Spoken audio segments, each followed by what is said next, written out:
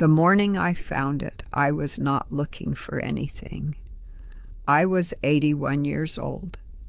Daniel had been gone 14 months. I was sorting through his things the way you do when the grief has settled enough that you can finally hold a shirt without sitting down on the floor.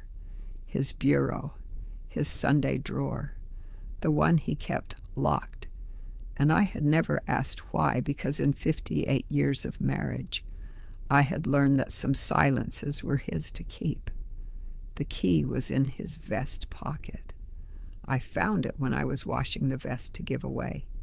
There was a prayer book in the drawer, small, black, the kind every Amish man carries, his name on the inside cover in his own handwriting, and folded into the back pages in a crease so worn it had gone soft as cloth.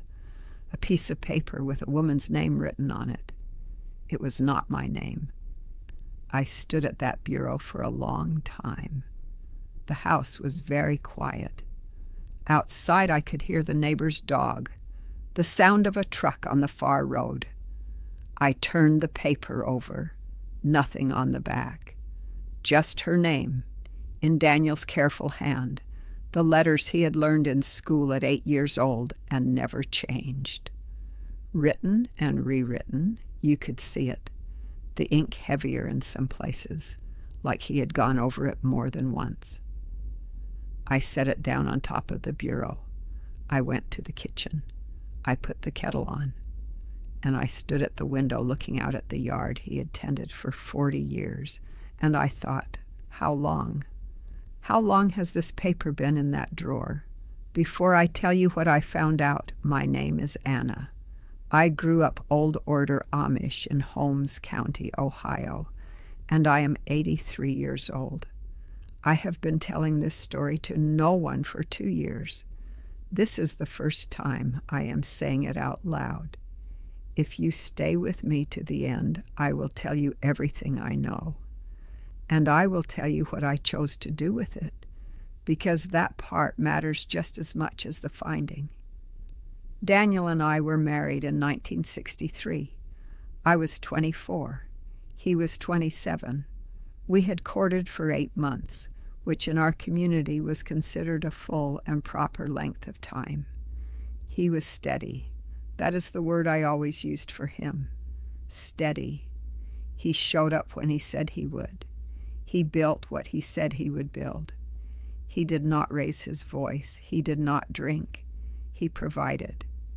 In 58 years, I cannot tell you that I doubted him. That is the thing that is hardest to explain to someone outside of how we lived. When you are raised Old Order, you do not spend much time examining your marriage. You are too busy living inside it.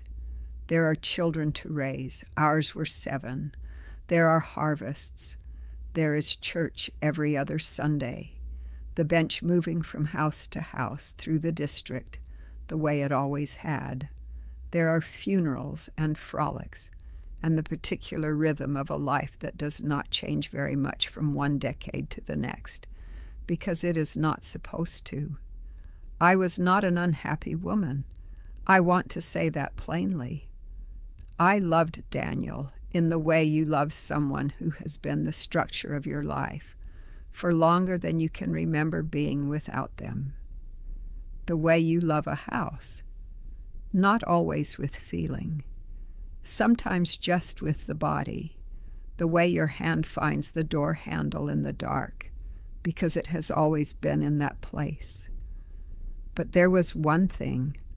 In 40 years, from some time in our middle life until the day he died, Daniel prayed, more than other men prayed.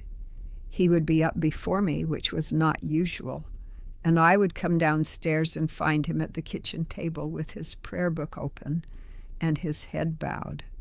And when I came in, he would close it and stand up and ask what I needed for the morning. I thought he was a devout man.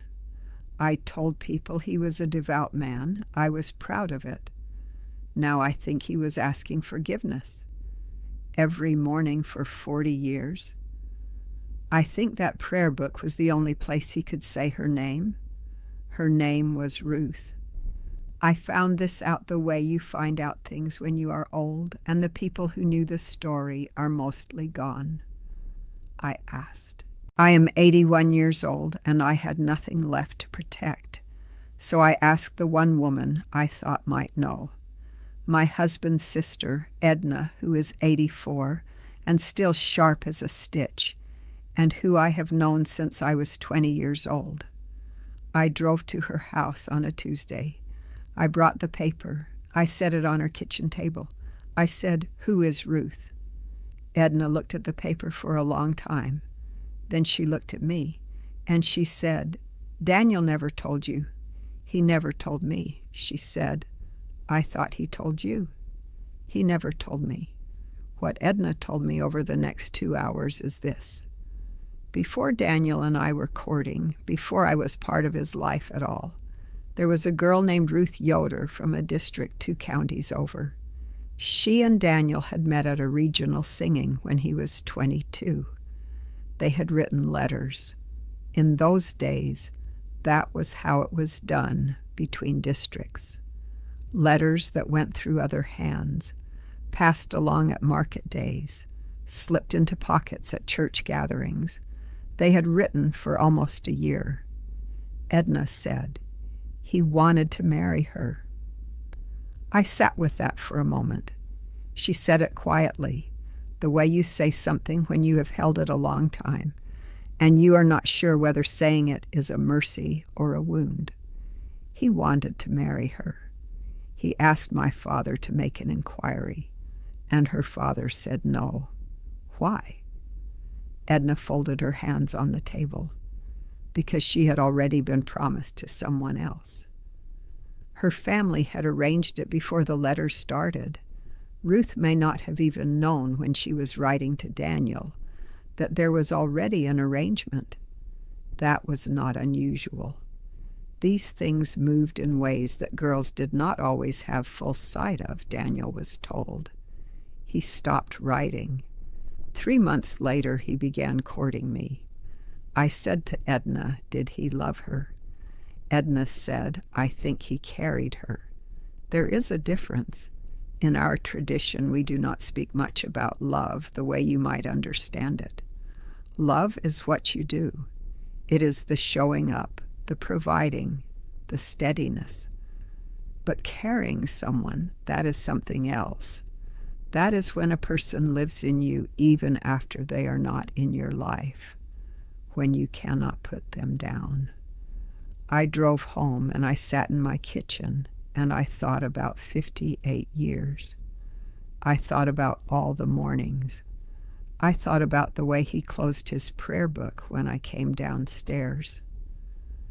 I thought about the locked drawer and the worn crease in the paper and the ink gone heavy where he had traced her name again and again.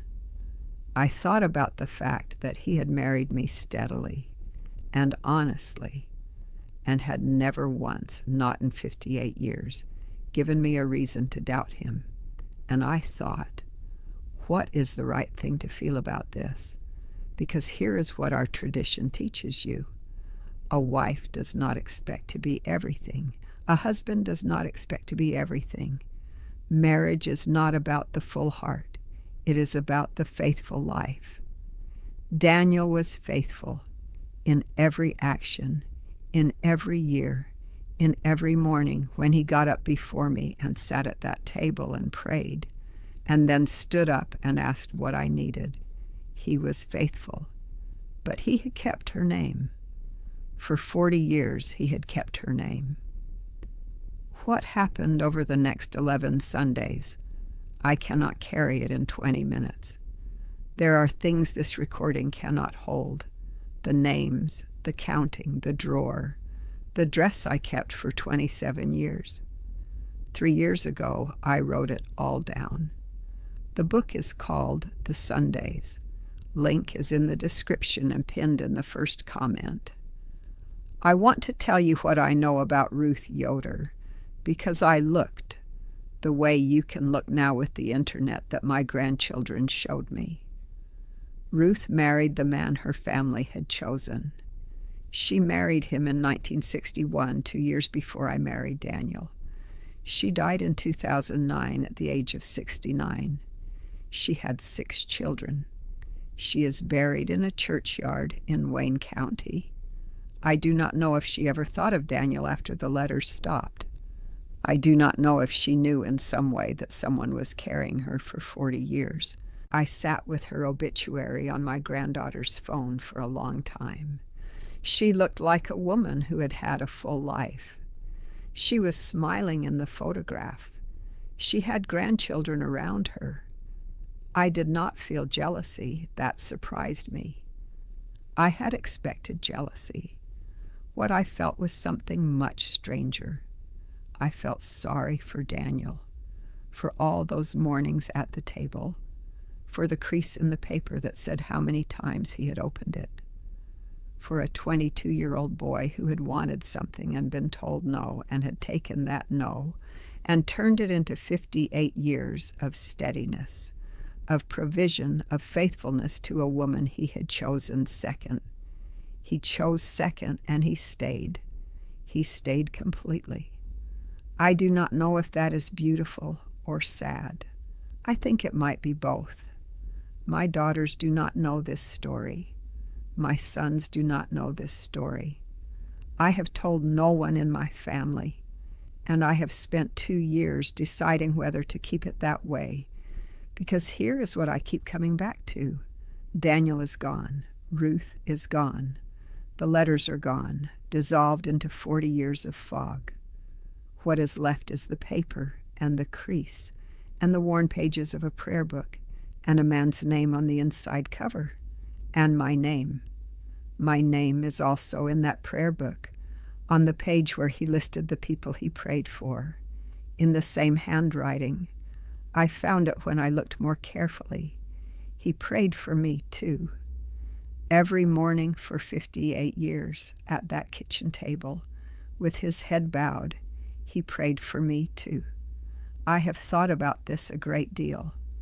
In the Amish tradition, we do not have the language of therapy. We do not go somewhere and sit in a room and say, "Here is my complicated feeling. Help me name it." What we have is work. What we have is community. What we have is the understanding so deep it does not need to be spoken, that a life is not a story you get to write alone. A life is something that happens to you and through you and around you. And the task is not to understand it completely, but to endure it faithfully. Daniel endured. I think about his father, who I knew, a quiet man, his mother, who died before I met her, but whose dishes I have used for 60 years. I think about the world they built for their children, which did not include the permission to follow your own heart wherever it went. You followed the community. You followed the lot. You followed the arrangement. And sometimes the arrangement took something from you, something you never fully recovered, and you carried it quietly for the rest of your life because that was what faithfulness looked like. I am not angry at Daniel. I want to say that clearly because I think you might expect me to be. I am not angry at Daniel. I was, for a short time, in those first weeks after I found the paper. I was angry that he had never told me. I was angry at the locked drawer and the key in the vest pocket, and all those mornings he sat with his head bowed over her name while I was upstairs sleeping, not knowing. I was angry that I had been in some way I did not have a word for, beside the point of something that had mattered very much to him. But anger is a young person's response to grief. When you are 81, when you have buried a husband and watched 7 children grow old and held grandchildren who are now themselves middle-aged, you understand that everyone is carrying something they have not told you. Everyone is standing at a bureau somewhere with a key they kept in a vest pocket. Everyone has a drawer. Daniel had a drawer. I do not know what mine is. I expect I have one. What I know is this. I had a husband for 58 years who got up before me every morning and sat at the kitchen table and prayed. And one of the things he prayed about was a woman he had loved and lost before I knew him. And another thing he prayed about was me. He kept us both in the same book. That is not what I would have chosen for my marriage if I had been given the choice. I would have chosen to be the only name. I think every woman would choose that. But I was not given that choice, and what I received instead was a man who stayed, who built, who showed up, who asked every morning what I needed. The paper with Ruth's name on it is in my own drawer now. I kept it. I do not know exactly why I kept it. Maybe because throwing it away felt like I was finishing something that had already ended. Maybe because I wanted to know it was there, the way he needed to know it was there. Maybe because I understand him better now than I did for most of those 58 years.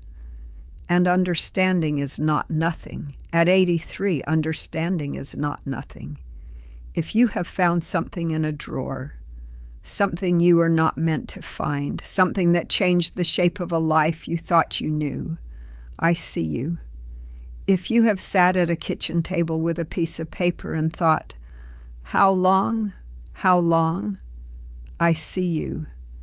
And if you are carrying someone, the way Daniel carried Ruth, the way we all carry the losses we were never allowed to speak, I see you too, the Sundays.